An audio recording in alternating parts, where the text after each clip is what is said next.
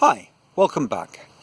The last weekend was a bit of a trial of patience and tolerance for me. A lot of neighbours playing lots of music that really annoyed me, things going on left, right and centre that kind of forced me to ask that inevitable question, what the hell did I think I was doing? I've come to this, the end of the earth. Well, it isn't, but you know what I mean. I've come to this place where all the things that previously I seemed to value, having lots of friends around me, conversations, are gone.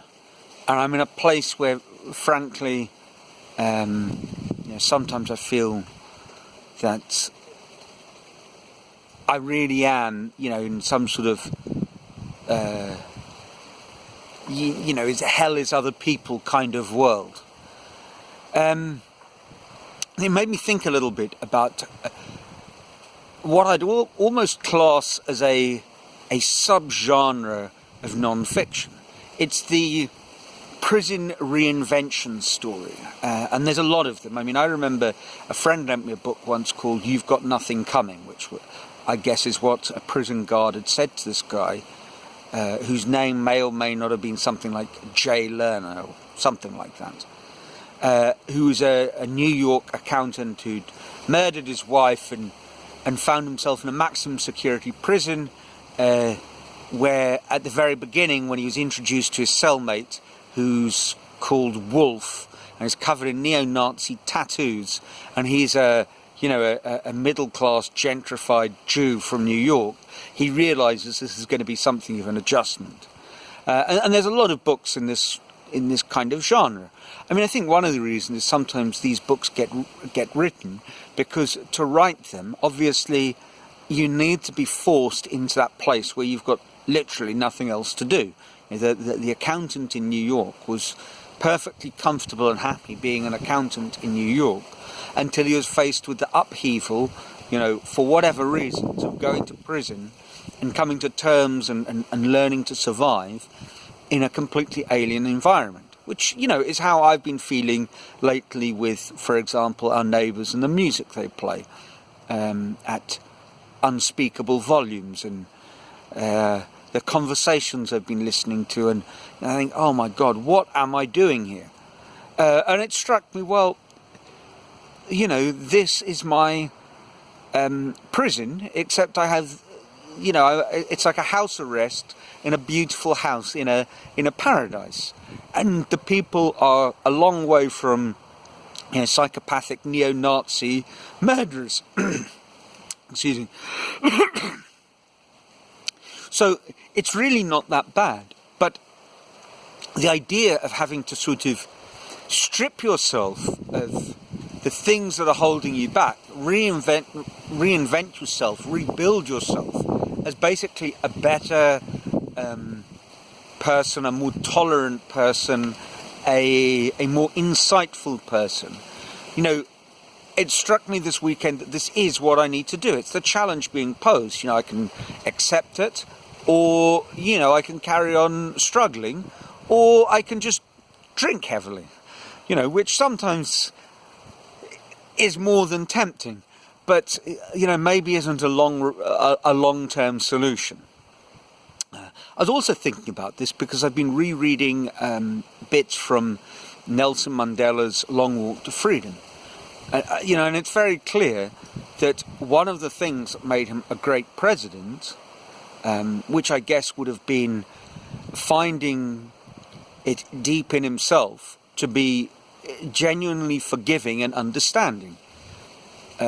He could see both sides of a very complex coin. And he could forgive the people who perpetrated things against him unjustly. And, he could see a way forward. I guess in a way, all these sort of stories are a very real life version of Campbell's hero's journey, where, you haven't been mythologically, rowed across the river Styx and facing supernatural challenges. You've literally been thrown into this alien environment where you've got to find these hidden resources. Another book which I haven't read but I've been reading about, and I've got a copy of and I'm going to read shortly, is Viktor Frankl's Man's Search for Meaning. And I've spoken or perhaps mentioned it before, but it really is, it seems like it's one of the great books of the last century.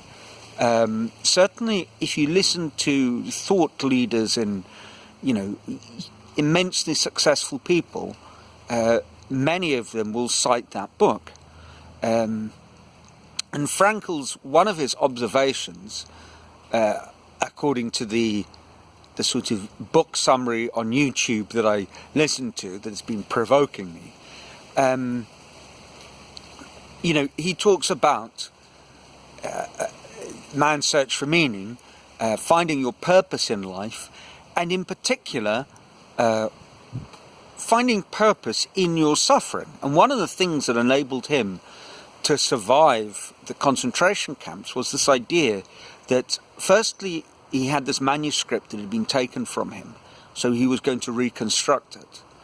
And he had a story to tell, and in a way, being in the concentration camp and learning how to deal with suffering firsthand in such an extreme and such a pure distilled form, he was almost in the perfect environment. I mean, it was a horrific nightmare. Obviously, he was in 4 different camps, including Auschwitz.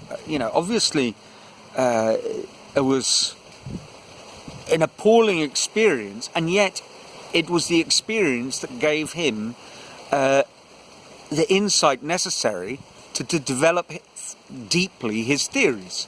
His logotherapy, meaning therapy. And I've been thinking about this here, that I've come out here to build my sculpture park, and it's of course this is the last place in the world where I'm going to find artists to talk to on the weekend about sculpture. When I lived in Sao Paulo, we had regular barbecue workshops, which were fantastic. Wonderful people would come and visit. We'd talk about all manner of things. The atmosphere was incredible, and we listened to great music and ate fantastic food, and people would give me valuable feedback, certainly that I found very valuable about the art that I was trying to develop. And I really do feel like I feel the loss of that kind of activity and event here in Paripuera, because last weekend, well, nothing like that happened. I know artists in the area, but the conversations are few and far between because of, as Leonard Cohen phrased it, geographical inconvenience. Sorry, the ants. What would one of these vlogs be without me scratching my feet and scratching my face and dealing with the insects? Just another of the hardships of the tropics. Sorry. So I really have been thinking about that quite a lot, and if it's this is where I need to be, and perhaps we all need to look at and reevaluate the hardships that we're facing through a Frankl-esque lens. We're about to enter potentially into a period of amazing climatic uncertainty. We have entered into it. Sorry, we're not about to, but I think the effects are going to become increasingly more and more apparent. But we need to see that as an opportunity to force our hand into doing the right thing, not the wrong thing. We live in times of political uncertainty, but once again, there's a lesson to be learnt there. Now, a friend of mine once posted something, and saying how they were sick of this thing about, looking on the bright side, learning from the bad. You know, sometimes shit is just shit. It's like, you know, terrible stuff, and glossing over it in this kind of with this faux cheerfulness that it's going to teach us lessons, you know, seems, at best, it can be described as hypocritical. And that's not what I'm trying to say. But what I am trying to say is that I think we have to look at these situations. I think this is something that Frankl, and I will tell you when I've read the book in more detail what I believe he was trying to say. But I think it's this idea that, you know, these difficult situations, if you look at it and analyze it, and then reframe it in the right way, it becomes possible to survive and overcome them. You know, and if you don't do that, they will crush you. You know, if the difficulty here in selling art is that there is no market, and you have to reframe it in a way in which you redefine what an art market is, and how you sell art, well, this is going to be the wellspring of your creativity. If you simply rely on being in the place where everyone is doing the same thing, all you will do is offer a kind of watered down version of someone else's idea. This has been I suppose a talk that's a little all over the place, but, you know, maybe when I sort of have a replay, it will make sense. And I'd be very interested to know what sort of challenges you feel you're facing, and if you've got an interesting, shall we say, reframing of that for yourself. Anyway, that's it for this week. Sorry about the delay. You know, we've been travelling, but I look forward to hearing from you. And if not, until next week, ciao.